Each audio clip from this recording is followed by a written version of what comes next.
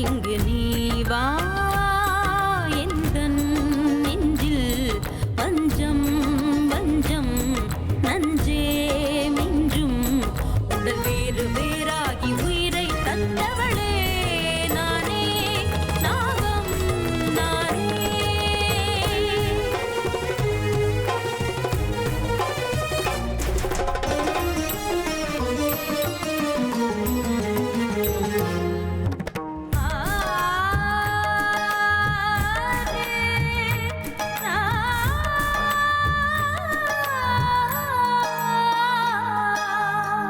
ஜென்மபல தாண்டி உன்னோடு வாழ வேண்டுமே மரணம் தன்னை வென்று தினம் காதல் செய்யவா நாகமணி தேடி என் ஜீவன் இங்கு வாடுதே சொந்தங்களை நாடி உயிர் தேடி ஓடுதே பூமிக்கு வந்த நிலவு பிறவீது சாபமா கடமையை தாண்டும் உறவு மனமிளகிடுமா எந்தன் நெஞ்சில் வஞ்சம் வஞ்சம் நஞ்சே மிஞ்சும் உடல் வேறு வேறாகி உயிரை தந்தவளே நானே நாகம் நானே தந்தவளே நானே நாகம் நானே.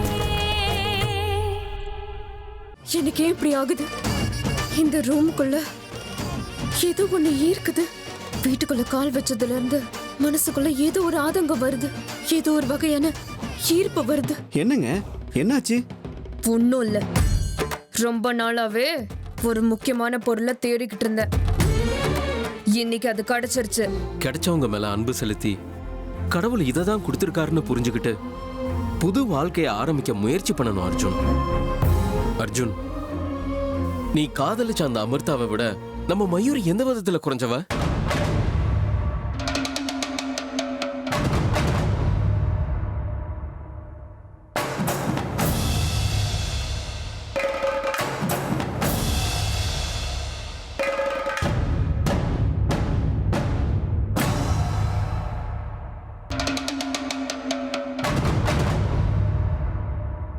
எப்படி இருக்க? உன்னை பார்த்து எவ்வளவு நாளாச்சு தெரியுமா? ஒரு நாள் கண்டிப்பா எங்க வீட்டுக்கு வர. ஒரு நிமிஷம் கட் பண்ண, நான் உனக்கு கால் பண்றேன். அட, என்ன ஆச்சரியமா இருக்கு?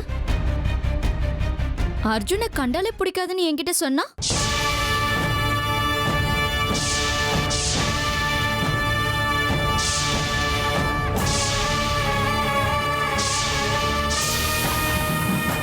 ஆனா இந்த ஒரு நாள் அர்ஜுனை பிரிஞ்சிருக்க முடியாம இப்படி ஓடோடி வந்துட்டாலே. வாமா வா, இனிமேதான் கதையில சுவாரஸ்யம். மயூரி,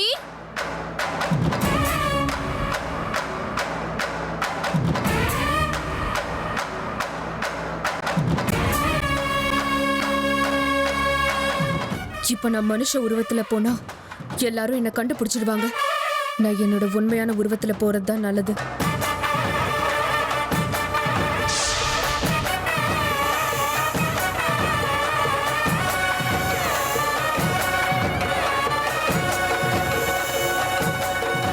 மயூரி, மயூரி, சீக்கிரம் இங்க வாயேன்.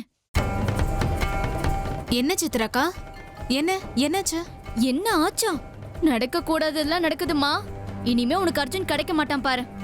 என்னக்கா என்னென்னமோ சொல்றீங்க? இதுக்கு மேல அர்ஜுன் என்ன பிரியறதுங்கிறது நடக்காத காரியம். நீ இன்னும் எந்த உலகத்துல இருக்க மயூரி?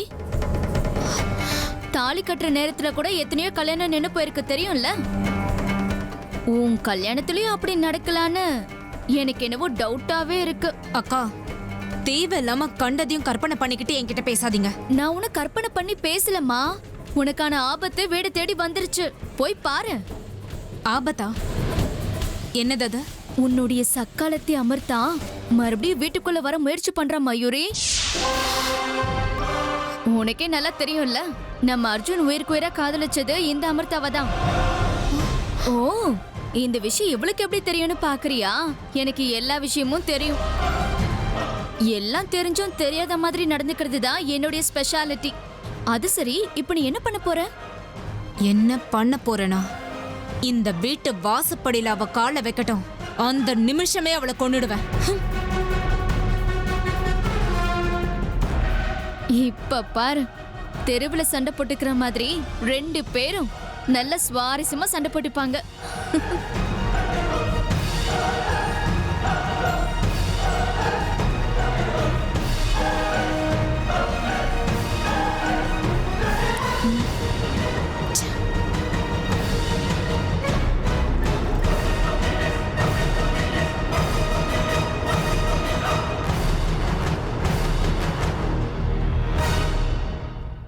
எங்க சித்ராக்கா?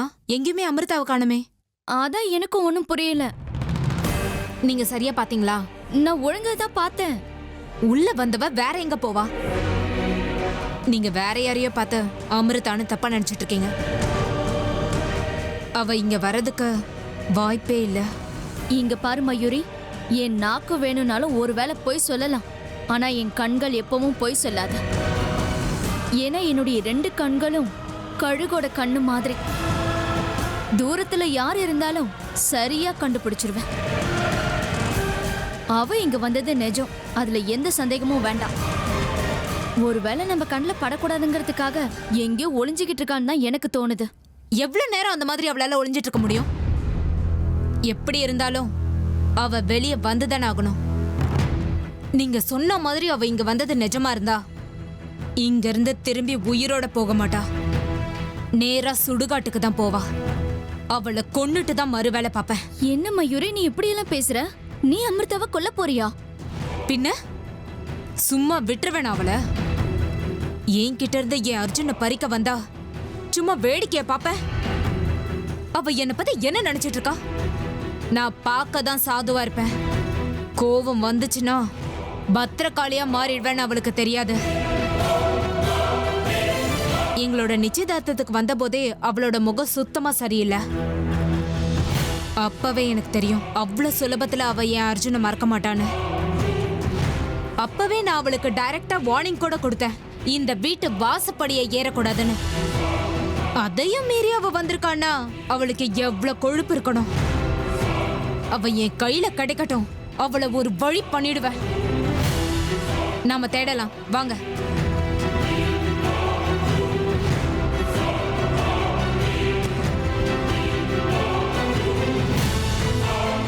ரெண்டு பேரும் சேர்ந்து என்ன தேடுறாங்க?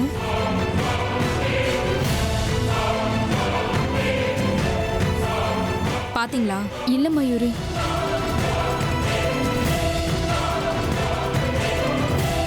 சித்ரா, மயூரி, என்ன தேடிக்கிட்டு இருக்கீங்க? அத்தை, அது வந்து அது ஒரு கெட்ட பாம்பத்தை. அது நம்ம வீட்டு காம்பவுண்ட்குள்ள வந்துச்சுன்னு சித்ராக்கா சொன்னாங்க. அதை தான் தேடிட்டு இருக்கோம். என்ன பாம்பா? சித்ரா, மயூரி சொல்றது உண்மைதானா? பாம்பு வந்ததை நீயும் பாத்தியா? ஆமா அத்தை, பாம்பு வந்ததை நான் பார்த்தேன். ரொம்ப ரொம்ப நீளமான பாம்பா இருந்தது. அப்படி ஒரு பாம்பை நான் பார்த்ததே இல்ல அத்தை. அப்படியே தங்க கலர்ல இருந்தது அந்த பாம்பு.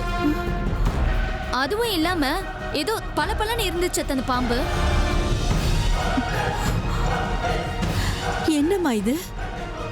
இனிமே இந்த வீட்டுக்கு பாம்பு பிரச்சனையே வராதுன்னு நினைச்சுக்கிட்டு இருந்தா இப்ப வீட்டுக்குள்ளேயே பாம்பு வந்திருக்குன்னு சொல்றீங்க. முதல்ல இந்த விஷயத்தை ஜோசியர்கிட்ட சொல்லணும். அத்தே, அத்தே! என்ன மயூரி இது? ஏன் பாம்பு வந்துச்சுன்னு அத்தை கிட்ட போய் சொன்னேன். இப்ப பாரு, அத்தையும் பாட்டியும் பயங்கரமா பயப்பட போறாங்க. ஐயோ அக்கா, நான் சொன்னது உண்மைதான். அந்த அமிர்தா ஒரு வகையில பாம்பு மாதிரி தான். முதல்ல அவளை அடிச்சு தூக்கி போடணும்.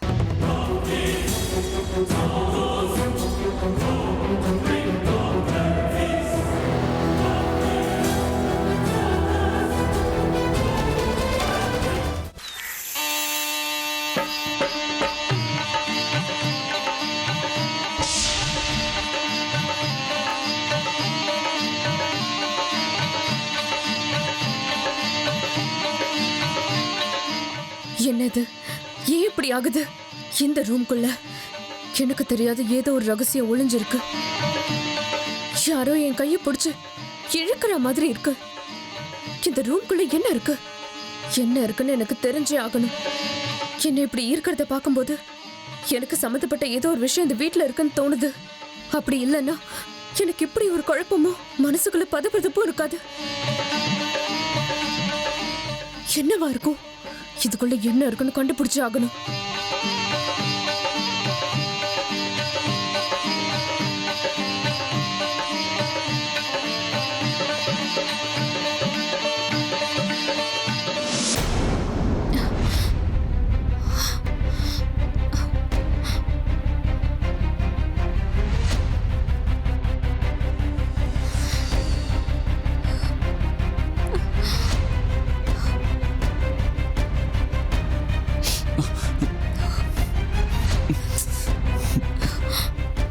மயூரி, என்னது? ஏன் இப்படி? நீ எதுவும் என்ன கேட்காத, நீயும் எதுவும் சொல்லாத. நீ எதுவும் சொல்லாதடா. உன்னை மறுபடியும் எழுந்துருவானு எனக்கு பயமா இருக்கு. என்னோட விரல்ல நீயும் உன்னோட விரல்ல நானும் எப்ப மோதிரம் மாத்தணுமோ அந்த நிமிஷத்துல இருந்து நீதான் என்னோட புருஷன்னு நான் மானசீகமா வாழ்ந்துட்டு இருக்கேன். இப்ப நீ என்னை விட்டு விலகி போனா சத்தியமா என்னால உயிரோடு இருக்க முடியாது. இந்த அளவுக்கு ஆசையை வளர்த்துக்கிறது நல்லதில்ல மயூரி. இது வெறும் ஆசை இல்லடா, நீதான் என் வாழ்க்கைன்னு முடிவு பண்ணிட்ட. அர்ஜுன், நான் ஒன்னும் என் சுயநலத்துக்காக உன்னை கல்யாணம் பண்ணிக்க நினைக்கல. பொய் சொல்லாத மயூரி. என்ன கல்யாணம் பண்ணிக்கிறதுல சுயநலம் இல்லைன்னா என்னதான் கல்யாணம் பண்ணிக்கணும்னு ஏன் பிடிவாதம் பிடிக்கிற? ஆமா, நான் பிடிவாதம் தான் பிடிச்சா நான் ஒத்துக்கிறேன். அது ஏன் தெரியுமா? உன்னை ரொம்ப நல்லா பாத்துக்கணும்னு நினைச்சேன். வாழ்நாள் முழுக்க உன் கூட சந்தோஷமா வாழணுங்கிற எண்ணத்துல தான். மத்தபடி உன் சொத்தை பார்த்தோ உன் அந்தஸ்தை பார்த்தோ உன்னை கல்யாணம் பண்ணிக்கணும்னு நான் நினைக்கல.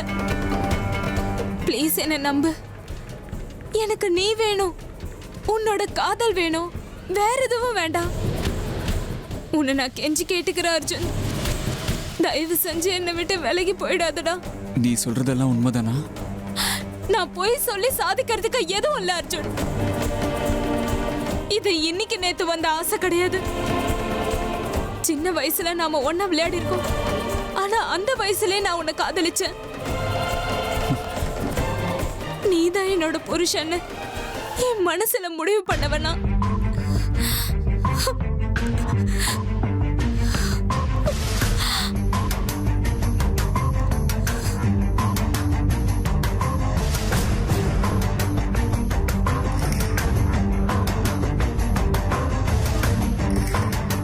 இந்த பார், ஒரு பக்கம் உனக்காக உயிரே விடுற மயூரி, இன்னொரு பக்கம் உன்னை பார்த்தாலே வெறுத்து ஒதுக்குற அந்த அமிர்தா.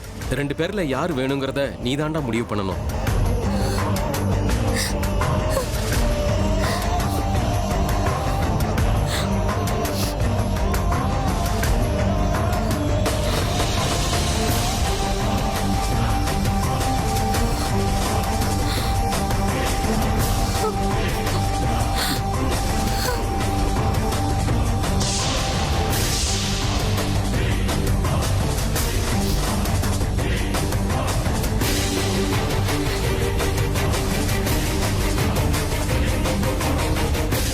எனக்கு தெரியும் அர்ஜுன், அந்த அமிர்தாவை மறக்க முடியாம நீ தவிச்சுக்கிட்டு இருக்க. என் கழுத்துல நீ தாலி கட்டுற வரைக்கும் அடிக்கடி உன் முன்னாடி வந்து இப்படி கண்ணை கசக்கிக்கிட்டு உன்னை என் வலைக்குள்ள விழ வச்சுக்கிட்டே இருப்பேன். ஒரு நாள் முழுசா உன்னை அடக்கிடுவேன்.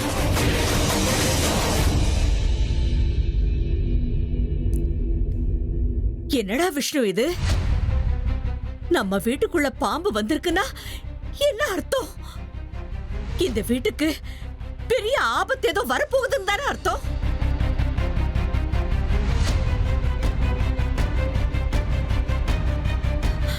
எனக்கு என்னமோ ரொம்ப பயமாவே இருக்கு. எந்த நிமிஷம் என்ன ஆகுமோன்னு தெரியலையே. ஜோசியர் கூட இதே வார்த்தையை தான் சொன்னாரு. இன்னும் 3 நாள்ல சர்ப்பதோஷ பூஜையை பண்ணலன்னா உயிருக்கே ஆபத்தாயிடும்னாரு.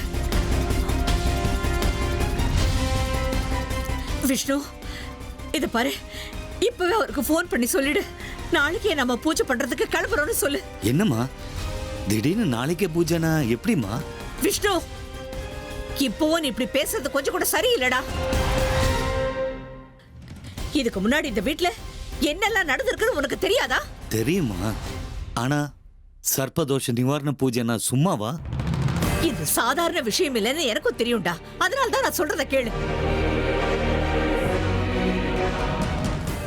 முடிஞ்ச வரைக்கும் சீக்கிரமா இந்த காரியத்தை நம்ம செஞ்சு முடிச்சாகணும். பாம்போட பகை 12 வருஷம், ஆனா பாம்பு சாபம் 100 வருஷம்டா. பரம்பரை பரம்பரையா அந்த சாபம் தொடர்ந்துகிட்டே இருக்கும். அதனால தான்டா சொல்றேன், இந்த பூஜைக்கு நம்ம குடும்பத்துல இருக்கிற அத்தனை பேரும் போகணும். இங்க பாரு, நாம் எல்லாரும் ஒரு நாளைக்கு அங்க தங்கறதுக்கான ஏற்பாடெல்லாம் பண்ணு. ஏன் அத்தை, என்ன அது? பாம்பு தோஷம், பரம்பரை சாபம்லாம் சொல்றீங்க. நீங்க சொல்றது எதுவும் எனக்கு புரியல. இது வரைக்கும் அர்ஜுனுக்கு சர்வதோஷம் இருக்குன்னு தானே எல்லாம் பண்ணிக்கிட்டு இருக்கோம். ஆனா நீங்க சொல்றத கேட்டா இந்த குடும்பத்துக்கே ஏதோ பாம்போட சாபம் இருக்கும் போல இருக்கே. அது என்னன்னு சொல்லுங்க அத்தை. அது அண்ணனும் தம்பியுமா சேர்ந்து பல வருஷங்களுக்கு முன்னாடி ஒரு பெரிய தப்பு பண்ணிட்டு வந்துட்டாங்க. அதோட பலன்தான் இதெல்லாம். ஹேமா, இப்ப அதை பத்தி எல்லாம் நான் பேச விரும்பல. பழசெல்லாம் கிளறி பிரயோஜனம் இல்ல, மனசு சங்கடப்படும். சரி, எல்லாரும் போய் துணிமணி எடுத்து வச்சுக்கோங்க. நாளைக்கு காலையில கிளம்பிடலாம். கரண், நீ ஜோசியருக்கு ஒரு தடவை போன் பண்ணி பூஜைக்கு என்னெல்லாம் வேணும்னு கேட்டு வாங்கிட்டு வா. சரி பாட்டி. விஷ்ணு, இன்னும் என்னடா யோசனை பண்ணிட்டு இருக்க? சீக்கிரம் போன் பண்ணு. அங்க நாம தங்கறதுக்கு ஏற்பாடு பண்ணு. அப்புறம் பூஜைக்கும் உடனே ஏற்பாடு பண்ண சொல்லு. சரிங்கம்மா, உடனே ஏற்பாடு பண்றேன். ஹேமா, வா, துணிமணி எல்லாம் எடுத்து வச்சுக்கலாம். சரிங்க அத்தை.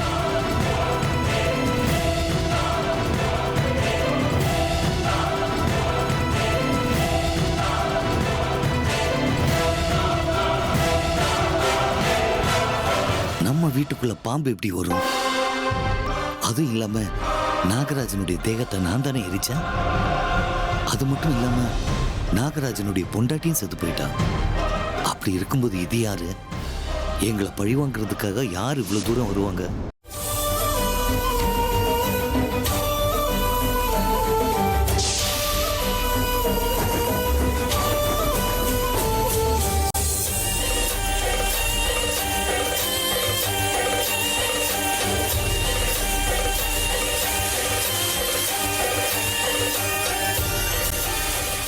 என்ன இது?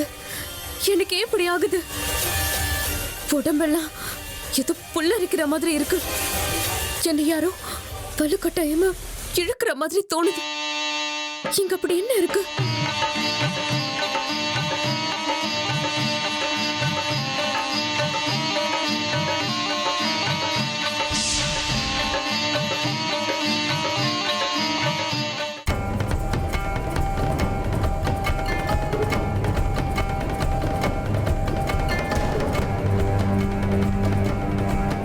யார் வந்து என்ன மாயமந்திரம் பண்ணாலும் நாகமணி என்கிட்ட தான் இருக்குங்கிறத கண்டுபிடிக்கவே முடியாது. ஏன்னா அது கண்டுபிடிக்காத அளவுக்கு எல்லா ஏற்பாடுகளும் நான் பண்ணிட்டேன். அதே மாதிரி நாகமணி என்கிட்ட இருக்கிற வரைக்கும் மனுஷங்களாகட்டும், நாகலோகத்திலிருந்து நாகராணிய வந்தாலும் ஒன்றும் பண்ண முடியாது. என்கிட்ட நாகமணி இருக்கிற வரைக்கும் நான் எதுக்கு கவலைப்படணும்? மாமா, என்ன சித்ரா, நீங்க எதையோ நினைச்சு பயப்படுற மாதிரி தெரியுது. என்னாச்சு மாமா? ஏதாவது தப்பு பண்ணிட்டீங்களா? ஒருவேளை நீங்க பண்ண தப்புனாலதான் பாம்பு வீட்டுக்குள்ள வந்துருச்சா? சேச்சே, நான் எந்த தப்பும் பண்ணலம்மா. அதுவும் இல்லாம தப்பு பண்ணா பாம்பு வீட்டுக்குள்ள வரும்னு நினைக்கிறது தப்புமா. அது கரெக்ட் தான் மாமா. மாமா, உங்களை பார்க்கும்போது ஏதோ ஒரு பெரிய தப்பு பண்ண மாதிரி தெரியுது. சித்ரா, என்னென்னமோ பேசிட்டு இருக்க நீ? அப்பா, இவ பேசுனதை தப்பா எடுத்துக்காதீங்கப்பா. இவ இப்படிதான் ஏதாவது லூசுத்தனமா பேசிக்கிட்டே இருப்பா. சரி, ஏங்க, நீங்க சொல்ற மாதிரி நான் அப்பப்போ எல்லார்கிட்டயும் அரலூசு மாதிரி பேசுறது உண்மைதான். ஆனா நான் இப்ப மாமாவை கேட்டது சரியான கேள்விதான். சித்ரா, ஏங்க ஏன் மேல எதுக்குங்க கோவப்படுறீங்க? நான் சொல்றத கவனமா கேளுங்க. இவ்வளவு நாளா இந்த வீட்ல சர்பதோஷம் மட்டும்தான் இருக்குன்னு நினைச்சுக்கிட்டு இருந்தோம். ஆனா இப்போ நடக்கிறதெல்லாம் பார்க்கும்போது இந்த வீட்ல அது எல்லாத்தையும் விட ஒரு பெரிய ரகசியம் இருக்குன்னு எனக்கு தோணுது. இத பாருங்க, நான் ஒரு விஷயம் சொல்றேன், நல்லா கேட்டுக்கோங்க. இந்த உலகத்துல யார வேணா எதிர்த்து நிக்கலாம், தப்பே கிடையாது. ஆனா பாம்போட கோவத்துக்கு ஆளானா சாகறதுக்கு ரெடியா இருக்கணும்.